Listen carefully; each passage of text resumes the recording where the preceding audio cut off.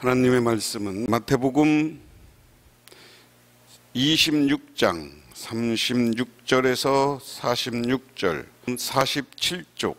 이에 예수께서 제자들과 함께 겟세마네라 하는 곳에 이르러 제자들에게 이르시되 내가 저기 가서 기도할 동안에 너희는 여기 앉아 있으라 하시고 베드로와 세베대의 두 아들을 데리고 가실새 고민하고 슬퍼하사 이에 말씀하시되 내 마음에 매우 고민하여 죽게 되었으니 너희는 여기 머물러 나와 함께 깨어 있으라 하시고 조금 나가사 얼굴을 땅에 대시고 엎드려 기도하여 이르시되 내 아버지여 만일 할만하시거든 이 잔을 내게서 지나가게 하옵소서.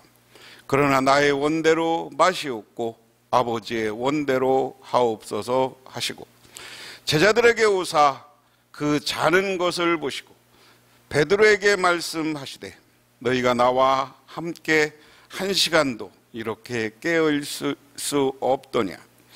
시험에 들지 않게 깨어 기도하라. 마음에는 원이로되 육신이 약하도다 하시고 다시 두 번째 나아가 기도하여 이르시되 내 아버지여 만일 내가 마시지 않고는 이 잔을 내게서 지나갈 수 없거든 아버지의 원대로 되기를 원하나이다 하시고 다시 오사 보신즉 그들이 잔이 이는 그들의 눈이 피곤함이러라. 또 그들을 두시고 나아가 세 번째 같은 말씀으로 기도하신 후에 이에 제자들에게 오사 이르시되 이제 자고 쉬라. 보라 때가 가까이 왔으니 인자가 죄인의 손에 팔리느니라. 일어나라 함께 가자. 보라 나를 파는 자가 가까이 왔느니라. 아멘.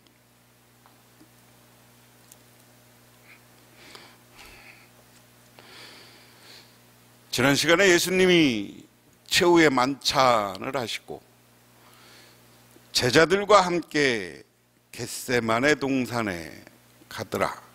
겟세마네 동산이라고도 하시고요. 이제 감람산으로 나아가니라 그랬습니다. 그러면서 찬미하며 갔다. 감람산, 겟세마네 동산 뭐 같은 말입니다. 그 다음에 이제 가시면서 제자들에게 너희들이 나를 다 버리고 떠날 것이다 라는 얘기하고 베드로가 자기는 절대 그러지 않겠다고 강하게 부정하지만 결국 너는 오늘 저녁에 해가 뜨기 전에 3번 나를 부인하리라 하는 말을 남기고 이제 제자들하고 함께 갔습니다. 그리고 제자들에게 한쪽에서 기도하라 하고 예수님은 다른 곳으로 갔습니다. 그래서 오늘 말씀해 보면 예수께서 제자들과 함께 겟세마네라는 곳에 이르러 제자들에게 이르시되 내가 저기 가서 기도하는 동안 너희는 여기 앉아 있으라 하시고 베드로와 세베대와 두 아들을 데리고 가실새 고민하고 슬퍼하사 그랬습니다.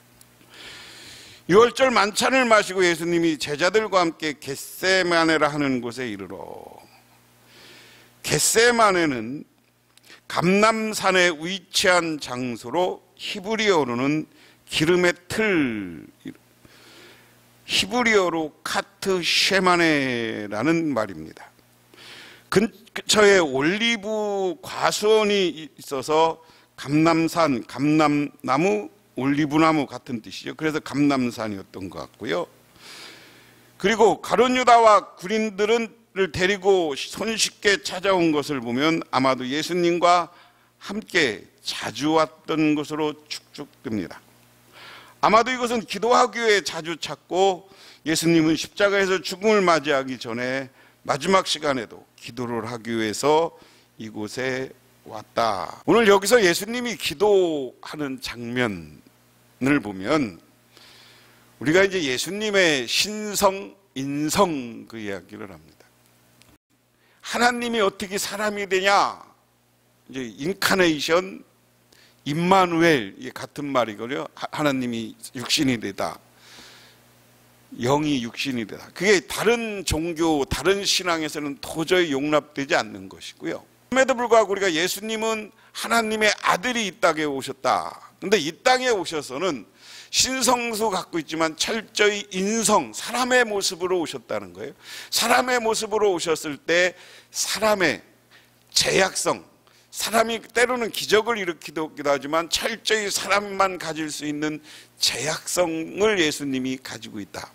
그래서 인성을 가진 사람으로서, 사람으로서 하나님께 기도하는 예수님 모습을, 삶에 있어서 가장 중요한 예수님의 모습 가운데 기도하는 예수님의 모습을 제자들에게 보여준 거예요. 여러 번 기도하는 모습을 보여준 거예요. 그래서 이 감람산이라는 곳, 감람나무, 올리브나무가 많이 있는 산 속에 겟세마네라는 지역, 이 겟세마네라는 곳은 기름틀이라는 건데, 올리브 기름을 짜고 하는 그런, 올리브나무는 여러분 감람나무는 기름 짜잖아요. 그래서 그런 곳에 하여간 한적하고 기도하는 곳에 있었던 것이다. 그래서 이곳에 앉아서 기도합니다. 그리고 제자들을 여기 너희들은 앉아 있으라. 그리고 예수님은 3명만 데리고 갔다. 예수님은 제자들을 놔두고 3명의 제자 베드로, 세베대의 2 아들을 데리고 기도하러 갑니다. 예수님은 십자가에 맞이할 죽음을 앞두고 고민하며 슬퍼하였다 그랬습니다. 고민하고 슬퍼하기 시작하셨다가 정확한 번역입니다. 다시 말해서 예수님도 자기가 가야 되는 고난길 안에서 근심과 걱정, 사람의 모습이 생기는 것이다. 오늘 이 시간, 그래서 우리는 내 앞에 놓인 여러 가지 고난과 위기 앞에서 두려워할 수 있어요. 근심할 수 있어요. 걱정할 수 있어요. 그것을 어떻게 떨쳐버리느냐가 중요한 거죠. 그것은 사실은 우리 사람의 능력으로는 부족한 거고, 성령이 찾아와서 나를 붙잡고 있을 때, 성령이 있을 때 우리는 가능한 거예요. 그래서 고등학교 다닐 때 주기철 목사님의 일대기를 그린 영화가 청주에 들어왔었어요. 그때는 고등학교들이 그런 좋은 영화가 들어오면 단체로 어느 극장을 예약하고 영화를 보러 갔어요. 저는 세관고 미션 스쿨을 나왔기 때문에 그걸 보러 갔어요. 그 주기철 목사님이 막 숯불 위로 올라가고 막 못이 박히는데도 주기철 목사가 걸어오면서 나는 신학을 하고 한동안 나라도 정말 저기 주기철 목사님처럼 순교할 수 있을까 하는 고민을 했어요. 그러다 어느 날 기도하던 중에, 야, 그건 네가 걱정할 일이 아니다. 그 위기에서 믿음만 지키면 성령이, 천사가 우리를 보호해 주시는 거다. 그러면 그 길도 가볍게 통과할 수 있는 것이다. 그런 믿음이 생겼습니다. 이 영상을 보고 오늘 새벽 기도를 하는 모든 분들, 그런 믿음을 가지시기 바랍니다. 위기 앞에서 내가 하나님이 내 편이다라는 믿음을 가지면 하나님이, 성령이, 천사가 우리를 지켜주시고 보호해 주시는 줄 믿으시기 바랍니다. 근데 그런 위기 앞에서 앞날을 모르니까 늘 고민하게 돼 있는 거예요. 사람은 고민하고 근심하고 걱정하는 거예요. 오늘 예수님도 걱정을 시작했다 이런 표현이라고 그랬어요. 시작한 거예요. 그래서 시편 42편 5절에서 6절, 43편 5절에 이런 이야기가 있습니다. 내 영혼아, 내가 어찌하여 낙심하며 어찌하여 내 속에 불안해하는가. 너는 하나님께 소망을 두라. 그가 나타나 도우심으로 말미암아 내가 여전히 찬송하리로다. 이 말을 상기하면서 예수님은 그곳으로 갔습니다. 그래서 내가 여러분 말씀드렸지만 예수님이 제자 모습을 이야기할 때 예수님에게 3 제자가 있어요. 그리고 12제자가 있어요. 그리고 70문도가 있어요. 그리고 무리들이라는 게 있어요. 예수님을 따라다니는 게 학자들은 한 500명 정도가 늘 따라다녔다. 여자들과 포함해서 이렇게 많은 학자들이 이야기를 합니다. 70문도라는 이야기는 어디서 예수님이 사람들을 전도하라고 파송할 때 그게 70명이었다는 거죠. 그리고 12제자는 12제자 이름이 나오니까.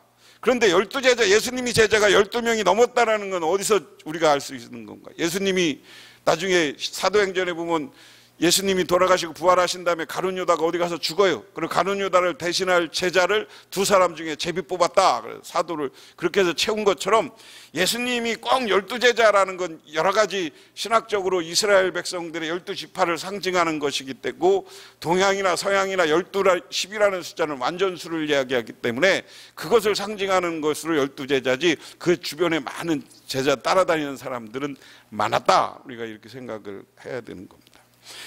그래서 오늘도 12제자가 될지 더 많은 제자가 될지 많은 사람은 여기다 두고 예수님은 누구로 가는 거예요? 여기 12제자라는 표현 없잖아요. 3명만 데리고 가. 예수님이 늘 3명만 데려갔을 때 오늘도 여기 3명만 데리고 가는데 이 사람들을 언제 또 3명만 데려갔어요? 마태복음 17장 예수님이 변화산상에 올라가서 기도할 때도 이 3명만 들어갔어요. 3명. 그래서 3명 데리고 갔다. 이렇게 생각하면 되는 거고요. 그리고 나서 오늘 예수님이 기도하는 내용입니다. 첫 번째 기도는 자기가 하나님 앞에 몹시 근심하며 여짜오되 그랬습니다. 예수님이 기도하면서 뭐라고 그래요? 너희들은 제자들은 앉아 있으라고 세 제자한테 너희들은 여기서 깨어 있어라. 나와 함께 깨어 있으라. 그러고 예수님은 더 앞으로 나가서 얼굴을 땅에 대고 엎드려 기도하듯이 이르시되 아버지여 만일 할만하시거든 이 잔을 내게서 지나가게 하옵소서. 지나가게 하옵소서. 예수님은 기도할 때 첫 번째 기도는 하나님 나를 위한 내 입장에서 기도해요. 내가 정말 고난의 길, 이 근심의 길, 이 길 가야 됩니까? 나에게서 걷어갈 수 있으면 걷어가 주십시오 하는 얘기입니다. 자기 소원을 아뢰는 기도로 이 잔을 지나가게 하시옵소서. 오늘 이것을 통해서 우리가 기도를 어떻게 해야 되는지 잘 생각해 봐야 됩니다. 이런 기도를 우리는 간구, 예수님에게 하나님에게 우리는 나의 입장 내가 바라는 것 이런 소원들을 예수님에게 하나님에게 간하는 것 이런 것을 우리는 간구 이렇게 이야기해요. 그래서 예수님의 기도는 이게 가장 1차적인 기도예요. 이것은 뭐라고 그러냐 우리가 하나님 앞에 내가 바라는 것 하나님 앞에 이것은 맞는 사람 무슨 얘기하면 내가 말하는 기도라고 그래요. 말하는 기도. 예수님 앞에 하나님 앞에 말하는 기도. 그래서 우리가 기도할 때 여러분 이것도 꼭 해야 되는 거예요. 예수님 앞에 우리가 기도하는 방법 중에 오늘 예수님처럼 나 어렵습니다. 힘듭니다. 내가 지금 이 시대를 살아가면서 코로나 전국에 장사가 안 됩니다. 우리 자식들 걱정합니다. 뭐 이런 기도 필요하다는 거예요. 얘들 잘 되게 하고 얘들 복 주십시오. 기도해야죠. 그런데 기도가 여기에서 머무르면 안 됩니다. 그러나 나의 원대로 마옵시고 아버지의 원대로 하옵소서. 나의 원대로 하나님의 뜻이 이루어지기를 구하는 기도, 나의 원대로 마옵시고 아버지의 원대로 하는 기도. 이런 기도를 뭐라고 그러냐면 듣는 기도. 하나님 앞에 우리가 이야기하는 기도는 간구, 하나님 앞에 우리가 간구하는 거고 이것은 하나님 내 뜻이 아니라 하나님 뜻대로 원하옵시오. 그리고 하나님의 뜻이 뭔가를 묻고 묵상하고 하는 기도가 필요하다. 기도 과목 가운데 우리가 이제 우리나라 그 기도 막 통성기도라는 게 세계적으로 이야기하고 다른 나라에서도 통성기도는 통성기도라고 쓴대요. 근데 언제부턴가 우리는 통성기도는 막 잘해. 그래서 통성기도를 쫙 했어. 근데 듣는 기도가 약해. 막 기도했지만 하나님이 나의 삶을 통해서 원하는 건 무엇인가? 그것은 하나님이요 성령을 통해서 우리에게 깨달음을 주실 때도 있고 이런 걸 기도하고 듣고 묵상하다 보면 하나님이 성경 말씀을 우리에게 줘서 이거구나 깨닫게 할 수도 있는 거예요. 이게 중요한 거예요. 여러분 30분 기도했으면 30분 하나님의 뜻은 무엇인가 듣고 묵상하고 정말 내가 어떻게 살아야 되느냐 하나님의 뜻이 무엇입니까? 라는 질문 묻는 기도도 필요하다. 그것은 묵상을 통해서 그리고 하나님이 주시는 성령의 말씀과 하나님의 계시, 이런 것을 통해서 우리가 깨닫는 것. 여러분, 우리가 기도하다 보면 막 입신하기도 하고 환상을 보기도 하잖아요. 그럼 하나님이 그런 환상을 통해서 뭘 해야 되느냐? 듣는 기도가 익숙한 사람들은 내 거 주장만 하고 내 걸 내놓을 줄 알고 나눌 줄 알고 베풀어야 되는 거예요. 하나님. 42절에 두 번째 나가 기도하여 이르되 아버지여, 만일 내가 마시지 않고는 이 잔이 내게서 지날 수 없으면 아버지 원대로 되기를 원하나이다 하시고, 원하나이다. 여러분, 우리 인생은 내 맘대로 사는 게 아니라 하나님이 원하는 삶을 살아야 되는 거예요. 하나님이 기뻐하는 삶을 살아야 되는 거예요. 그 삶이 복되고 아름다운 거예요. 그리고 내려와서 보니까 여기서 이제 이건 예수님의 기도 내용이고, 둘째는 제자들의 태도예요. 예수님은 근심하며 땀이 피가 되도록 얼굴을 파묻고 지금 통성으로 기도하고 열심히 기도하는데 제자들은 자고 있어. 저는 이 모습을 오늘 한국교회의 모습이 아닌가 생각합니다.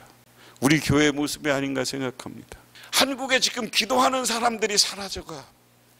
깨어 기도하는, 우리가 다시 우리 교회가, 우리 교인들이 깨어 기도하지 않으면, 교회 못 나오면 가정에서 깨어 기도하세요. 시간 내서 기도하세요. 기도가 없이는 우리가 아무것도 할 수 없습니다. 기도가 없으면 성령님도 안 와. 기도가 없으면 성령님의 도우심도 없어. 기도의 응답도 없어. 잠들어 있는 우리 모습 하나님 앞에 지금 회개하고 깨어 기도하시기를 주님의 이름으로 축원합니다. 그리고 세 번이나 같이 보고서 나중에 이제 제자들과 함께 46절에 일어나 함께 가자. 보라, 나를 파는 자가 가까이 왔느니라. 기도의 마지막은 뭐냐? 하나님의 뜻을 이루는 삶, 원망 없이 고난의 길, 나를 팔고 지금 십자가의 길을 예수님은 묵묵히 가는 것. 하나님이 나에게 원한다면 우리가 힘들고 어려운 길이라도 묵묵히 가는 거예요. 우리 교인들은 이것은 뭐냐? 고난의 길이라도 예수님이 묵묵히 고난의 길을 갔으면 각 가정에서 기도하면서 여러 가지 어려움, 여러분 세상에서 돈 버는 것도 힘들어요. 그것도 고난이에요. 그런 직업 줬으면 그 직업 속에서 열심히 일을 해야 되는 것이고요. 교회에 와서도 교회 열심히 봉사하고 섬기고 해야 되는 겁니다. 그리고 기도하는 사람이 돼야 돼요. 묵묵히 하나님의 뜻을 따라 자기 길을 갈 때 하나님은 우리를 손붙잡아 주시고 영원한 하나님 나라를 우리 인생 앞에 세워주시는 줄 믿으시기 바랍니다. 다시 한번 정리하면, 겟세마네 기도 속에서 예수님은 맨 처음에 자기 소원을 아뢰는 기도 간구를 합니다. 이 잔을 지나가게 하옵소서. 그 다음에 두 번째는 하나님의 뜻이 이루어지기를 구하는 기도인데, 나의 원대로 마옵시고 아버지의 원대로 하옵소서. 듣는 기도, 하나님의 뜻을 따르는데, 그건 마지막 기도의 완성은 하나님의 뜻을 이루는 삶, 원망 없이 고난의 길, 그 다음에 부활의 길을 가야 되는 거예요. 원망 없이 우리 삶이 기도가 돼야 돼. 어떤 어려운 것이라도 하나님이 원하는 거고 하나님이 가라고 했으면 그 명령을 따라서 순종하는 길인 줄 믿으시기 바랍니다. 이 길을 가고 이러한 기도의 완성을 통해서 우리가 우리 북명교회를 새롭게 부흥시키고 여러분의 가정이 축복된 가정이 되고 여러분의 가정이 우리 교회가 하나님 나라가 되어지게 만들어 가시기를 주님의 이름으로 축원합니다. 기도하겠습니다. 하나님 고맙습니다. 오늘 예수님은 겟세마네 동산에서, 감림산 겟세마네 자리에서 피를 토하며 땀이 피가 되도록 기도합니다. 그 기도의 모습을 우리들 닮아가게 하시고 우리들 삶의 현장 속에서 기도하게 하옵소서. 그리고 내 것만 원하는 것만 아뢰는 것이 아니라 하나님의 뜻을 듣고 그 뜻에 순종하는 삶을 살게 하옵소서. 예수님 이름 받들어 기도드리옵나이다. 아멘.